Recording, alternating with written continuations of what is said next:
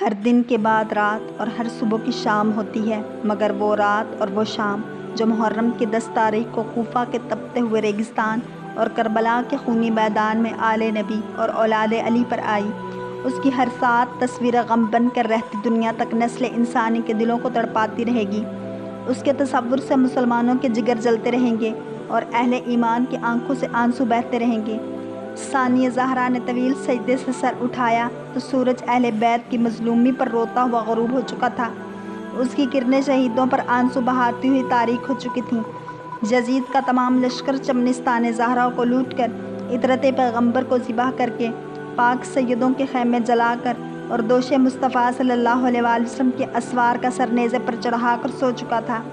کربلا کی ریت شہیدوں کے خون کو جذب کر چکی تھی۔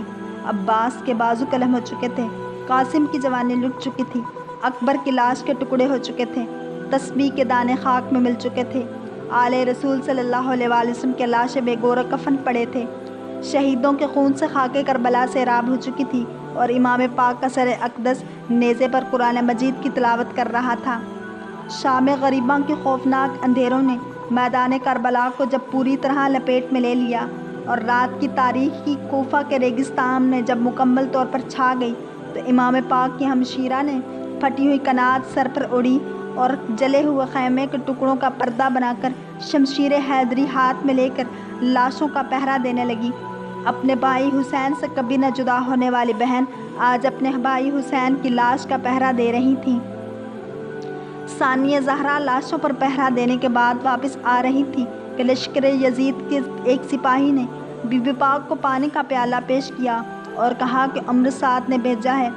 حضرت سیدہ زینب تڑپ گئیں اور فرمایا، اے لعین کہ اب تو پانی مجھے دے رہا ہے جبکہ تو نے میرے بھائی حسین کو پیاسا شہید کر دیا ہے۔ ابھی چند قدم آگے ہی گئی تھی کہ کیا دیکھتی ہیں کہ ایک عورت پانی کا پیالہ لیے کھڑی ہے۔ سیدہ پاک نے پوچھا، تو کون ہے؟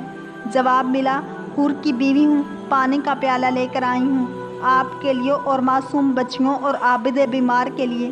اے ثانیہ زہرا، خدا کے لیے میری اس پیشکش کو قبول فرما لیں تاکہ میرے اس خامد کی روح مجھ پر ہمیشہ کے لیے راضی ہو جائے جو محبت اہل بیت میں حق و اسلام کی خاطر قربان ہو چکا ہے۔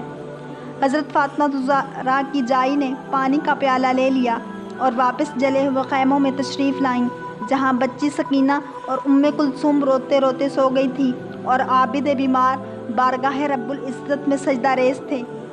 بی بی پاک نے بچی صغرا اور کلثوم کو جگایا اور کہا، اٹھو، پانی پی لو، جناب حور کی بیوی کی پیشکش ہے، قبول کر لو۔ بچیوں نے عرض کی، پھوپھی جان پہلے آپ پئیں، عابد بیمار کو دیں۔ فرمایا، اس نے کہا ہے کہ چھوٹے بچوں کے لیے ہے۔ کلثوم نے سیدہ پاک سے پیالہ لے کر بچی سکینہ کو دیا کہ پہلے یہ پئیں کیونکہ یہ مجھ سے چھوٹی ہیں۔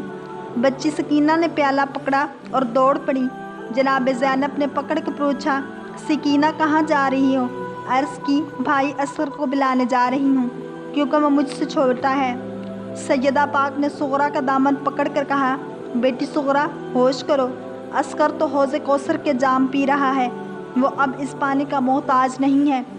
صغرا نے پھر دامن چھڑایا اور پھر دوڑی، پاؤں پھسل گیا اور آپ کا پیالہ ٹوٹ گیا اور پھر سلام علی عباد اللہ الصالحین کی صدائیں بلند ہونے لگیں۔ یہ فرشتوں اور حوروں کا سلام تھا، یہ اولیاء اللہ اور روح فطرت کا سلام تھا جو شہیدان کربلا کو پیش کیا گیا۔ آل مصطفیٰ صلی اللہ علیہ وآلہ وسلم پر سلام، سیدہ زینب کی پھٹی ہوئی چادر کو سلام، خون حسین کے ہر قطرہ کو سلام، اکبر کی لاش کے ٹکڑوں کو سلام، ثانیہ زہرا کے جلے ہوئے خیموں کو سلام اور خاک کربلا کے ہر ذرے کو سلام۔ صبح ہوئی تو کوفہ کے اس ریگستان میں علی عابد کی صدائے توحید و رسالت گونج اٹھی اور بیمار سید نے میدان کربلا میں دنیا کو یہ بتا دیا کہ آل مصطفیٰ صلی اللہ علیہ وآلہ وسلم پر پانی بند کر کے ان کو تڑپایا تو جا سکتا ہے، ان کے بچوں کو قتل تو کیا جا سکتا ہے اور ان کے خیموں کو جلایا تو جا سکتا ہے، لیکن خاندان سادات سے توحید و رسالت کی صدائے حق کو مٹایا نہیں جا سکتا۔ اور انتہائی مظلومی و بے کسی کے عالم میں بھی وہ اللہ کی راہ میں سب کچھ قربان کر دینے کے باوجود بھی اور جان سوز صدموں سے چور چور ہو جانے کے بعد بھی ایک سید کے گھر سے حق و صداقت کی آواز آتی رہے گی۔ اگر آپ